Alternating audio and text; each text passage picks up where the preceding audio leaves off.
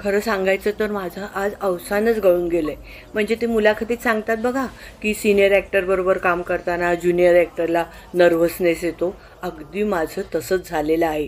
कारण मी एका सिनियर ॲक्टरला आज भेटायला आलेली आहे. मी स्मिता साठे दीक्षित. मनातल्या गोष्टी या माझ्या युट्यूब चॅनलमध्ये आपलं खूप खूप मनापासून स्वागत. आज मी एका तरुण आणि उत्साही व्यक्तीला आपल्याला भेटवणार आहे. या व्यक्तीला तुम्ही माझ्या स्नेहबंध व्हिडिओमध्ये बघितलेलं आहे आणि ते म्हणजे आमच्या BSNLचे आबा कुलकर्णी. वय वर्ष 82. नमस्कार आबा.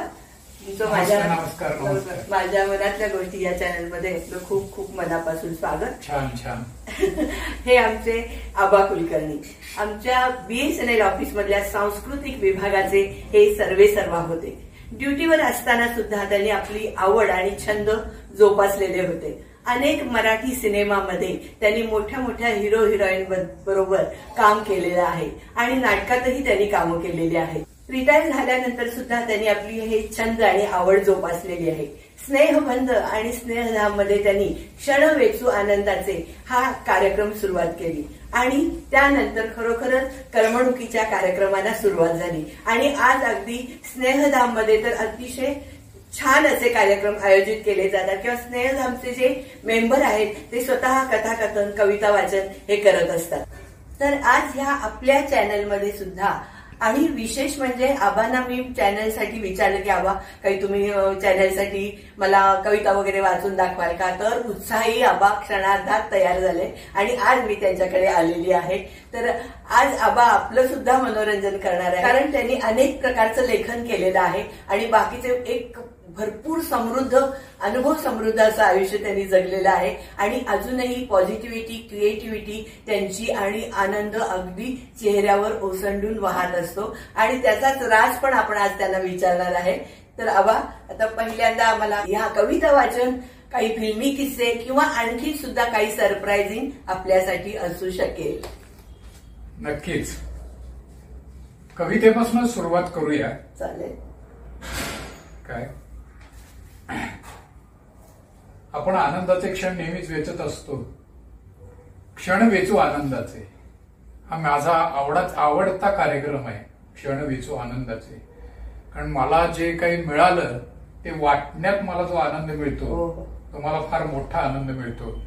क्षण वेचू आनंदाचे क्षण वेचू आनंदाचे. आला क्षण गेला क्षण क्षणाचा नाही भरवसा. क्षणात येणं असतं क्षणात हसणं असतं क्षणात रडणं असतं क्षणामध्ये घडणं असतं क्षणामध्ये बिघडणंही असतं. त्यामुळं आलेला क्षणानं सृष्टी बदलते. क्षणाक्षणानं जीवन घडतं. म्हणून आला क्षण तिथल्या तिथंच पकडायचा आणि त्याला सोनियाचा करायचा. बेभरोशाला भरोशाचा करायचा आणि क्षणाचा आपण आनंद घ्यायचा आणि क्षणाचा आनंद लुटायचा. जीवन रंगू क्षणाक्षणांचे क्षण वेचू आनंदाचे क्षण वेचू आनंदाचे. पण हे क्षण वेचताना आनंदाचे क्षण वेचताना मात्र आता मी कवितेवरनं सुरुवात करतो. काही अस्वस्थतेचे क्षणही असतात ना. काय अशीच एक माझी कविता आहे की डावा ही कविता आहे. तरी ही कविता आपल्याला वाचून दाखवतो. अस्वस्थ करणारी थोडी कविता आहे. डाव्या हातानं मला एकदा विचारलं मी तुमचा सावत्र हात आहे का हो. नाही ना. मग हा तुझ्या भाऊ का. दोन्ही हातामध्ये डावं उजवं कशासाठी. तो मोठा मी लहान हे का. त्याचा आदर माझी उपेक्षा का. चांगलं ते त्याचं आणि वाईट ते माझं असं का. लहानपणापासून मी हे सोचतोय. छोट्याशा ताटलीत मऊ मऊ भात असायचं. वाटायचं आपणही त्याला स्पर्श करावा. पण उजव्यासाठी मला बांधून ठेवलं जायचं.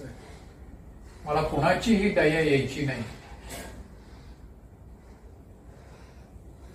शाळेत पाटीवर लिहिण्यासाठी मी धडपडायचो पण तिथे उजव्याचा हक्क. एकदा चुकून लिहायला गेलो. भलं गेलं वाकडं अक्षर होतं पण माझा आनंद मात्र मोठा होता. पण मास्तरांची छडी सप्प करणं हातावर बसली. कळवळलो आक्रंदलो आणि शेवटी निरक्षरच राहिलो. देवाला आपणही गंध लावावं, कुंकू लावावं असं वाटे, पण माझा स्पर्श झाला तर देव रागवेल ही भीती तुम्हीच घातलीत ना. पानातल्या श्रीखंड पुरीला आपणही स्पर्श करावा, मसाले भाताला आपणही स्पर्श करावा असं वाटे, पण उजव्याची प्रतिष्ठा बिघडते, त्यामुळे मन मारावं लागेल. माझी चूक काय? तर स्वच्छतेसाठी मला झिजवून घ्यावं लागतं. जो स्वच्छतेची कामे करतो, घाण साफ करतो, तो हीन, कमी दर्जाचा, खालच्या रांगेतला, अप्रतिष्ठेचा, कसंही वागवलं तरी गप्प बसणार. पण हे गप्प बसणं आता सोसवत नाही. मन मारणं आता कठीण होते, असह्य होते. असं वाटतं की या शरीरापासून दूर कुठेतरी जावं आणि स्वतःला अंधारात फेकून द्यावं, स्वतःला अंधारात फेकून द्यावं. हे अस्वस्थतेचे क्षण आहेत.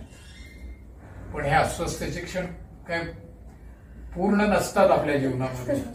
आनंदाचे क्षण जसे येतात तसे या अस्वस्थतेचे क्षण येतच असतात. पण आबा की म्हणजे हे कुणालाही सुटणार नाही अशी गोष्ट आहे की डाव्या हाताचे सुद्धा दुखणं, त्याचं दुःख काय आहे हे आज आबांनी दाखवून दिलेलं, आणि खरोखर ही कुणालाही आजपर्यंत सुचलेली नाहीये कल्पना. खरोखर खूपच छान, खूपच छान.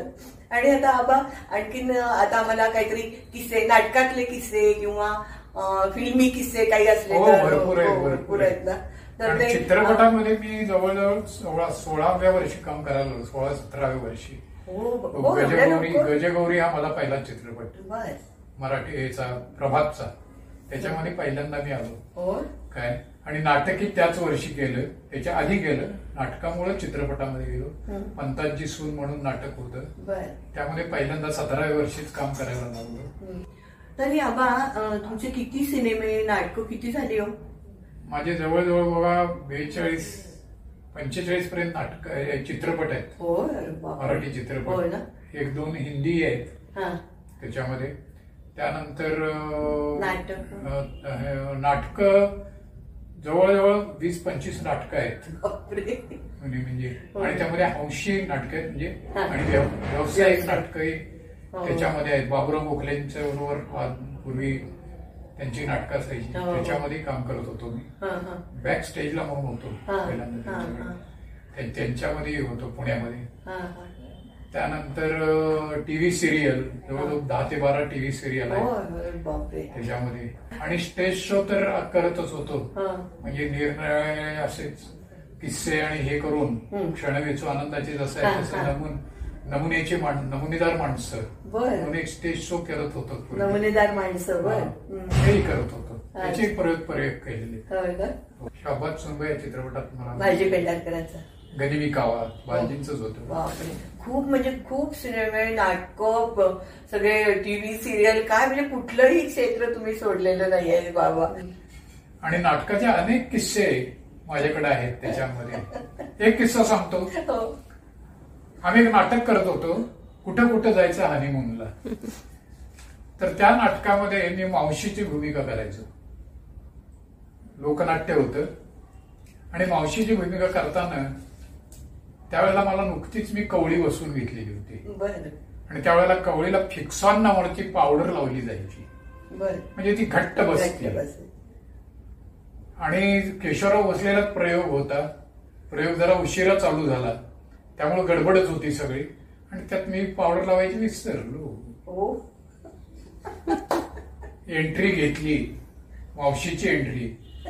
खावं खावं म्हणजे किती खावं माणसानं, हे वाक्य बोलायला गेलो आणि जी वरची कवळी उसळली आणि पुढं मगदुम नावाचा आमचा तबलेवाला, ढोलकीवाला बसला होता, त्याच्या डग्यावर जाऊन जी पडली आणि ढाम करणं आवाज झाला. त्या मगदुमला कळेना की काय पडलं आणि कुठनं पडलं. तो वर बघायला कुठनं पडलं, हे काय झालं. माझी अवस्था तर विचित्रच झाली होती. प्रेक्षकांना कळलेलं होतं काय झालेलं आहे ते. सगळ्यात असह्य झालेलं होतं. त्याच वेळेला आमच्याकडे एक नरगिस बनवण्याच्या एक छान कलाकार होत्या. त्यांना लक्षात आलं काय झालेलं आहे ते, आणि त्याने पटकन एंट्री घेतली. त्याने आपला कार्यक्रम सुरू केला त्याच्यावर. मी पटकन आत गेलो, परत ती पावडर परत लावली, त्या मगदूमकडनं कवडी मागवून घेतली दुसऱ्याकडनं, आणि आणि शेवटी कवळी बसून मग पुढचा कार्यक्रम चालू केला. म्हणजे जे खरे हाडाचे कलाकार असतात ते कसं एकमेकांना सांभाळून घेत काम करतात हे याचं एक हे मोठं उदाहरण आहे. स्टेजवर नाही, स्टेजवर अशी बरीच म्हणजे फजित होती. तिथं कशाला सांगतो, आपल्या स्नेहधाम मध्ये मला झालं होतं. स्नेहधाम मध्ये आपला पॅव्हिलियन हॉलला कार्यक्रम होता. जवळजवळ 350 ते 400 प्रेक्षक होते आणि मी पोवाडा सादर करत होतो. आम्ही 5 दिवस आणि काय झालं, आमचा क्रम शेवट होता. पण ते संयोजकांनी पहिल्यांदा ढकललं आम्हाला की तुमचा कार्यक्रम एकदमच सांगितलं की आता तुमचा कार्यक्रम केला करा. मी गेलो होतो बाथरूमला. मग त्याने ओरडून सांगितलं, अहो तुमचा कार्यक्रम आहे, चटकन बाहेर या, तुमचा पोवाडा सादर करायचा. मी पटकन अशी तंग विजय तिला बांधली, बाहेर आलो आणि कार्यक्रम पोवाडा सुरू केला. पण पोवाडा चालू केल्यानंतर माझ्या लक्षात आलं की आपण नाडी बरोबर बांधलेली नाहीये. परत 300-400 प्रेक्षक आणि जसा एखादा पडदा खालून जसा वरून खाली जातो तसे माझी नाडी विचार खालून शेवटपर्यंत येऊन थांबली. मी बघायला लागलो, प्रेक्षक उसळले गेलेले होते. मी मुखाट्यानं मी एवढंच बोललं की पोवाडा असाही असतो. मी आपलं परत नाडी बांधली, परत गच्च बांधली आणि परत पोवाडा सुरू केला. म्हणजे तुमच्याकडे अगदी खजिना आहे सगळा. खजिना अशा फजितीच्या गोष्टी घडतात. मला बऱ्याच मोठमोठ्या कलाकारांच्यावर काम मिळालं. निळू फुलेंच्या बरोबर काम करायला मिळालं. त्यानंतर जयश्री गडकरांच्यावर काम करायचं. माल मसाला म्हणून चित्रपट होता, त्याच्यामध्ये अशोक सराफ, लक्ष्मीकांत बेर्डे यांच्याबरोबर सगळ्यांच्यावर काम करायला मिळालं मला. त्याच्यामध्ये एवढी सिरियल म्हणजे परवा ब्रह्मांड नायक म्हणून सिरियल होती, गजानन महाराज, त्याच्यामध्येही मी काम केलेलं होतं. चांगला रोल मिळाला होता मला. एक कथा होती, बाळशास्त्री रामदासी म्हणजे भक्त होते ते गजानन महाराज, त्याच्यावरती ती होती. त्याच्यामध्ये काम करायला मिळालेलं होतं. अशा बऱ्याच यांच्यावर काम करायला मिळालं होतं. आणि चित्रपटामध्ये तर काय म्हणजे अलका कुबलच्या वडिलांचाच रोल केला होता. ताईचं लग्न, आई तुझा आशीर्वाद याच्यामध्ये. त्यानंतर ह्याच्यामध्ये माल मसालामध्ये वर्षा उजगावकर तिच्या वडिलांचा रोल मला त्याच्यामध्ये करायला मिळाला होता. छान रोल मिळालेला होता त्याच्यामध्ये. नाही म्हणजे ह्या सगळ्यांच्या विषयी थोडस कशा बाबा स्वभाव कसे होते, काय काही असं सांगू शकत नाही. फार छान. पण हे जरी कलाकार म्हणून जरी मोठे असले तरी शेवटी माणसंच होती ना, हे महत्वाचं होतं त्यांच्यामध्ये. म्हणजे काही आता जगदीश खेगुडकरांच्या बरोबर एवढे म्हणजे 1035 प्रयोग मी केले.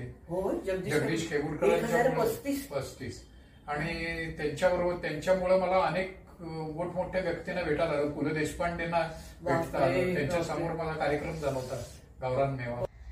गावरान मेवाची आठवण निघाली आणि आबांना एकदम स्फुरण चढलं आणि त्यांनी मुळी सुरुवातच केली. हसत आणि नाचत नाचत कुणी लादत लादत, कुणी चंद्रमुखी, कुणी इंद्रमुखी, ब्रकटी कमान मारी नयन बाण, तकथाई तकथाई तकथाई तकथाई तकथाई तकथाई. असं एखादं सौंदर्य नाचत मुरडत समोर आलं तर कुठला रसिक नसल, कुठला शाहीर नसल की ज्याच्या हृदयाच्या तारा झणकरनं झणकारल्या जाणार नाहीत आणि त्यातनं बोल उमटणार नाहीत. अगं नटखट नारी, अगं नटखट नारी लटपट चालू भारी, अगं कुठं कुठं कोण तुझी पटली ग, तुझा शालू जरी बुट्टी बंद कासोट्याची पट्टी, बोल दंडात चोळी तट तटली ग, बोल दंडात चोळी तट तटली. जरा जपून मराठमोळी बाई आहे, पायात साळ, केसात फुलाची माळ आणि स्वभावाला लई तिखट झाली. ही बाई घडवताना ब्रह्मदेवानं लई उलाढाल्या केल्या, स्पेशल ओव्हरटाईम केलाय. ओव्हरटाईम ही बाई निर्माण करताना ब्रह्मदेवानं प्रथम गोडगोड गोडगोड फळं घेतली, रंगीबेरंगी फुलं घेतली, मोराचं चालणं घेतलं, लादाळूचं लादणं घेतलं, पारव्याचा डौल घेतला, कोकिळेचा कंठ घेतला, मदनाचा ढंग घेतला, इंद्रधनुष्याचा रंग घेतला, चंद्राची थंडाई घेतली, सूर्याची आग घेतली, नदीची काया घेतली, समुद्राची माया घेतली, धरतीची कूस घेतली, आभाळाची मूस घेतली. हे सगळं मिसळून ढवळून ढवळून मखमली साच्यात भरून मोर पिसाच्या कलमानं कोरून इश्काची दौलत शिणगाऱ्याच्या मेण्यात बसून खाली सोडली अलगत. शाहीर म्हटलं की पराक्रमाचा शिलेदार, शृंगाराचा रसिक, तसा अध्यात्मातला वारकरी आहे. हो. सुखदुःखावर अध्यात्माचा वार करी तो वारकरी. अहो तसं नसतं तर हटातटाने पटार रंगवणी जटाधरीची का शेरी म्हणणारा राम जोशी आपल्याला पटला नसता. घनश्याम सुंदरा श्रीधरा म्हणून स्वतःच्याच आत्म्याला जागृत करणारा होनाजी बाळा आपल्याला भावला नसता. अहो या सगळ्यांचं गठुळ शेवटी पंढरपुरातच आहे. काय गठुळ ठेवलंय पंढरपुरात? गठुळ ठेवलंय पंढरपुरात अध्यात्माचं, गठुळ ठेवलंय पंढरपुरात भक्तिभावाचं. जरा जाऊन बघा. दिंडी मागणं दिंडी येते, पालखी मागणं पालखी येते, ऊन वारा पावसात भिजते वारकरी महाराष्ट्राच्या 10 दिशातून गोळा होतात चंद्रभागेच्या वाळवंटात. चंद्रभागा नदीच्या काठी समिंदर उसळतोय भक्तीचा. टाळ मृदुंगाच्या तालावर थुई थुई नसतात लाटा, तेव्हा अंगावर येतो काटा. विठ्ठलाच्या कानावर जाती वारकऱ्यांची हाक. अहो देवाला भक्ताचा केवढा येऊ धाक. गाभारा सोडून बाहेर येतो पंढरीचा पांडुरंग. भजनात होतोय दंग वारकऱ्यांच्या संग. अहो तुम्ही आम्ही पापी माणसं काय लायकी आहे काठावर बसून मजा बघायची. अहो हा सोहळा पाहिला की असं वाटतं की चंद्रभागेच्या पाण्यामध्ये ढेकूळ इरगळल्याप्रमाणे इरगळून जावं आणि मरून एखाद्या वारकऱ्याच्या पोटी जन्माला यावं. मोरल्या जन्माच्या पुण्याईसाठी. आबा डोळ्यात पाणी आलं बघा. पण आबा म्हणजे तुम्ही कविता सुद्धा अनेक विषयावरच्या केल्या मला वाटतं ना, की भक्तीच्या असतील, राष्ट्रभक्तीच्या असतील, तर त्यातली काही एखादी कविता वगैरे? हो छानपैकी एक कविता मला सुचली होती. ही ध्यानानंतर सुचलेली कविता आहे खरं म्हणजे. हो का? काय कारण अशी कविता आली की आपापच ती कविता उमलत जाते मनात.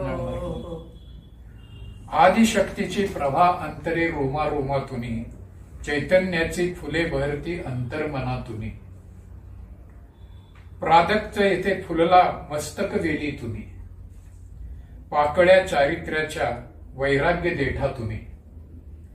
चाफा उधळी सुगंध हृदयातुनी, जास्वंदी जाणवे धमन्या धमन्यातुनी. हिरव्या मनाच्या हिरव्या वेलीवर शुभ्र जाई जुई बहरली, झोका मनाचा हळुवार पडता सडा टाकती उत्साही तनुवरी. ब्रह्मकमळ हे नभी उगवले, आत्मशक्तीचे दर्शन झाले. मधुवन सारे शरीर वापले, अग्निफुल अस्तित्व दावी या सर्वातुनी. अग्निफुल म्हणजे मिरची. या सगळ्या सगळी फुलं जरी उमलली तरी आतली जी एक मिरची आहे, जे काही तिखटपणा, तिखट दोष म्हणू आपण, ती दाखवतीच ते आपलं अस्तित्व. त्याला अग्निफुल म्हणतात. अग्निफुल अस्तित्व दावी या सर्वातुनी. गुरुकृपा बरसत अखंड राहो, मनातून फुलेत जाहो. हिरव्या पानाचा रंग झुलवत राहो, उत्साहाची अखंड गंगा वाहो अंतर्मनातुनी. आदिशक्तीची प्रभा अंतरे रोमा रोमातुनी. कविता काटा आला अक्षरशः. आबा खरोखर म्हणजे तुमच्या, मला तर वाटतंय की आता तुमचा कविता संग्रह लवकरच आम्हाला वाचायला मिळणार आहे. आणि आता भरती ओहोटी भरती म्हणजे ते संग्रहाचं नाव आहे. कविता संग्रहच नाही नुसता, आत्मनिवेदन आहे माझं. तुम्ही लिहिलंय का? लिहिलेलं आहे मी. म्हणजे आता पुस्तक येणार लवकरच, 1 महिन्याभरात. हो लवकरच आपल्याला पुस्तक येईल. म्हणजे कविता संग्रह वेगळा होईल. आणि हे दोन्ही एकातच घेतले मी, आत्मनिवेदन आणि कविता माझ्या. हो एकत्र पुस्तक केले ते. वा म्हणजे अगदी मेजवानी सगळ्यांना मिळणार आहे. पण मला आता आबा सांगा की मला रिटायर होऊन 5 वर्ष झाली, तरी मला असं काही वेळा वाटतं की अरे आपण कसा वेळ काढायचा किंवा काही वेळेला. पण आता तुम्हाला रिटायर होऊन जवळजवळ 22 वर्ष झाली आणि तरीही तुमची ही पॉझिटिव्हिटी, क्रिएटिव्हिटी, हा आनंद, हा सगळा कुठून येतो? म्हणजे मला खरोखर आश्चर्य वाटतं की इतकी वर्ष एखादी गोष्ट ही टिकून राहते कशी. तर त्याबद्दल मला आता सांगा, आम्हाला गाईड करा किंवा आमच्यापेक्षा जे तरुण आहेत त्यांना काहीतरी गायडन्स पाहिजे, त्यासाठी काहीतरी सांगा. आता खरं सांगायचं म्हणजे देवाचीच देणगी असते. हे तर खरंय देवाचीच देणगी असते. आणि त्याच वेळेला आपल्याला छंद जोपासतो आपण आणि ते छंदाला वाहून घेतो ना, तो एक आनंद निराळा असतो. आणि मला मिळालेला आनंद नुसता माझ्यात न राहता दुसऱ्यालाही तो मिळावा अशी ज्या वेळेला आपण हे करतो, त्यावेळेलाच असं मग क्षण वेचू आनंदाचे सारखे कार्यक्रम आपण करतो.